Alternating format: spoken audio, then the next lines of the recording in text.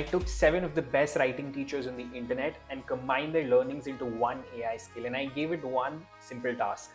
I want you to kill AI slop. Most AI humanizers right now don't actually fix their writing. So I built the Mega AI Anti-Slop skill, and the way that it's different than all the other AI humanizers and skills out there is that it protects your facts, identify the exact lines that sound generic, and changes its approach depending on what exactly do you want to write for, whether it's an email, a landing page, a social media post. Everything is composable.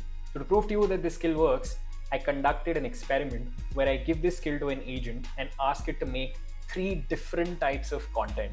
One for a technical landing page, one for a social media post, and one for writing an email. I gave the same 3 prompts to a regular AI that does not use the skill, and the difference was extreme.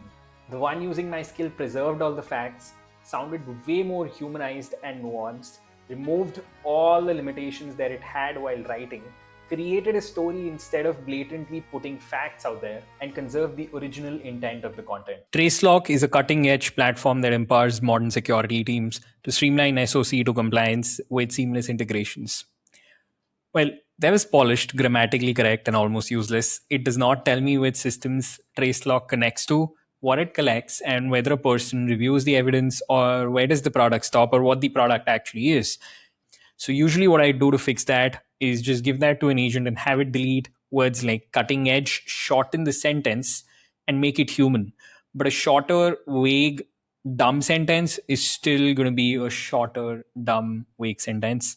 So I am testing this new skill that I made, Mega Anti-Slop, and it's an open source agent skill, and we're going to test it on 3 real tasks: a professional email, a technical landing page, and a product announcement. And for each task, I'll run the same facts twice, once with an ordinary prompt and once with the skill. And then we'll score the outputs. So let's get to installing this. First, I will just run this command to install the skills in the right place, so that the command can work with codecs and I don't have to manually copy the skill folder. If you've never used an agent skill, think of it as a reusable set of instructions your agent can load for a specific job. Here, that job is professional writing that projects the source facts and does not invent random confidence. So we have 2 terminals side by side. One terminal has, as you can see, the Mega Anti-Slop skill successfully installed, and one does not have any skill installed. And we're just going to raw dog it and see which one gets us the better result. And this is the first time I'm doing this, so if this fails, I look really stupid, because either ways, I'll post this to see if skills actually work. I've been using some skills, and I sometimes feel that maybe I'm gaslighting myself because this skill is not that good. So this is also an exercise to see if the skill actually works. So the comparison is simple. I will use the same model and same settings. You can see that it's GPT 5.6 all high, and this is also GPT 5.6 all high. And each output is going to get a fresh session. And the ordinary condition is like both of them are probably going to produce a bunch of slop, but this is going to be normal slop. This is going to be slop written by my Mega Anti-Slop skill. So let's see what happens. And this email is going to be sent to Jordan after I had a podcast recorded with him. So the facts include a promise checklist and an uncertain September publication window, and 2 possible times to re-record an introduction. I pasted the ordinary prompt into a fresh session, and I'm going to have it work over. And now I'm going to run the skill Mega. All right, so I loaded the Mega Anti-Slop skill, and I've given it the same prompt, and let's see if the output is better, because to be honest, this is pretty concise and I don't see any slop in this. If y'all can see the response from the ordinary raw terminal. So I feel like this is pretty good, and I don't see a big scope of improvement other than the fact that, as promised, here's an incident response checklist. We did share in the prompt that we will send an incident response checklist. So I think this is like pretty good. And I don't see any problem with this, but let's see how this anti-slop skill can improve this. I kind of like this better because it's like way more personal, and this has more paragraphs, and I think that's a part in the skill that we'll go through later on as well. This looks way less formal, and it actually uses this anecdote that you mentioned that the episode would probably publish in September, with the date still yet to be confirmed. If you need me to re-record the introduction, I'm available. Just send me the script or notes and let me know which window works. Versus, if you need me to re-record, I'm available.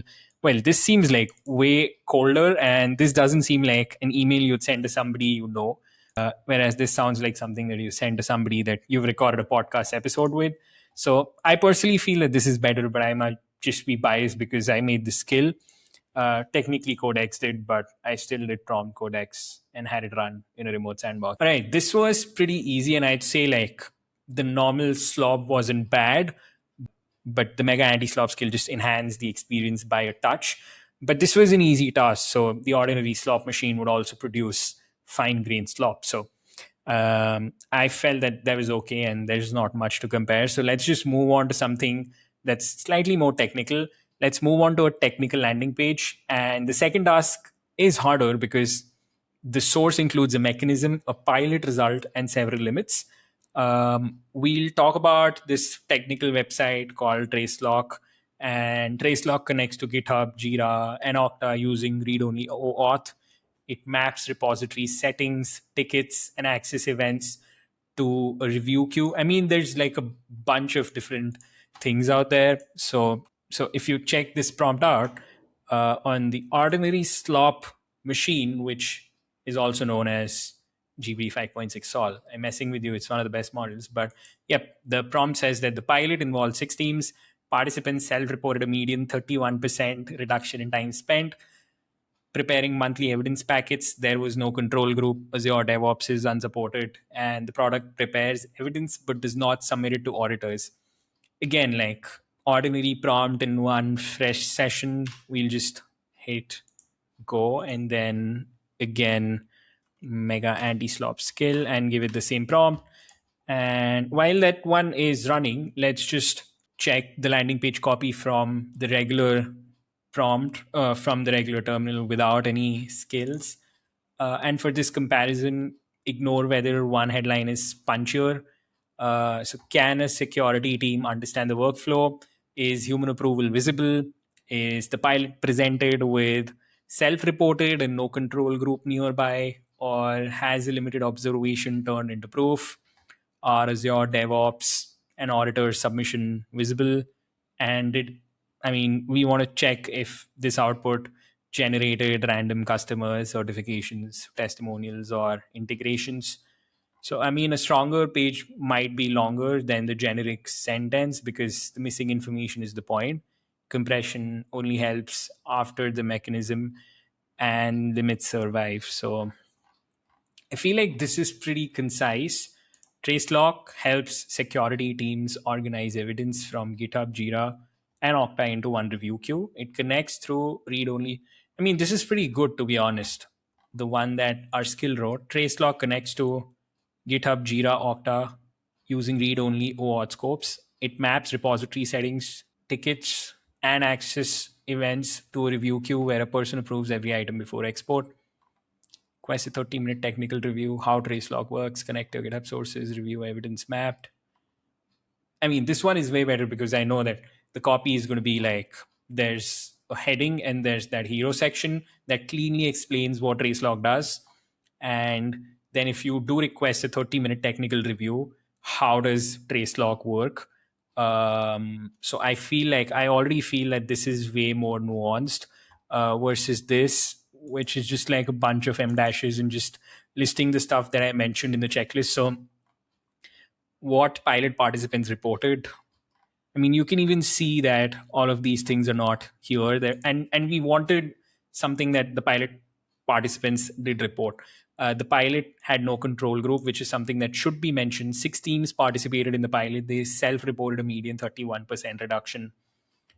So you can see early pilot results versus what pilot participants reported. So you can see that this is more warm, more nuanced, well structured. And this does not look like it needs a lot of human review. Whereas in this, I would definitely have to spend a lot of time just working on the structure of the content, see how Tracelock fits your evidence process. I immediately feel that the headlines are also way better in this versus see how Tracelock fits your evidence workflow. It's pretty much the same in here. Supported integrations, early pilot results. I mean, I do like the framing of this way better, but we'll come back to that later. We now have a final task where we want to create a social post with an actual cost. I mean, I don't see anything wrong with this, but I mean, I don't like the fact that it's just listing out a bunch of different things versus let's just see how our skill comes into play and what's the exact output that our skill is able to get. All right, so in the meantime, let's just read this and understand if this content is something that I would post on my social media. Delta scan 0.7 is ours, open source file indexing, CLI, caches directory metadata in benchmarks across. Well, again, I mean, this is not very warm, not very nuanced. I mean, I personally won't post this on my social media. Um, in a benchmark covering 10 repositories with median cold. Yeah, I mean, I would definitely use this because it looks more structured. The content is better framed. I mean, the framing in here is just like you're listing a bunch of facts versus you're presenting it in a story. I would rather read something like this than this, but I feel that it's up to the person. So across all three tests, I personally feel that using the skills, more facts were preserved. Like in the technical website, we had some things that were preserved here. For example, 6 teams participated in a pilot. They self-reported a median 31% reduction in time spent preparing monthly evidence packet. This was way better structured and in the exact sense of what we wanted versus something like this. 6 teams participated in a pilot and reported self-reported a median 31% reduction, which is like early pilot results. So I definitely don't like the framing. And you could see that on the terminal on the left, which uses the skill, I could immediately identify the fact that, all right, this is what was the benchmark, this is what the customers are claiming in the pilot, versus on my right, which is an ordinary terminal window that does not use any skill. I'm unable to identify that specific part because it's not standing out as a piece of content on the landing page. Facts were better preserved, definitely with the skill. I found that there was useful courtesy preserved. And what I mean by that is that the content was more nuanced, more warm, better structured. And it was like I'm talking to a human rather than just listing bullet points. And the necessary technical terms were preserved. And there was no proof that was invented. But to be fair, on the regular terminal window as well, there wasn't a lot of new things invented. But to be fair, without the skill as well, the content or the output was not as bad as I was expecting it to be, but definitely more nuanced. And a lot of the times I do see agents do create facts by themselves.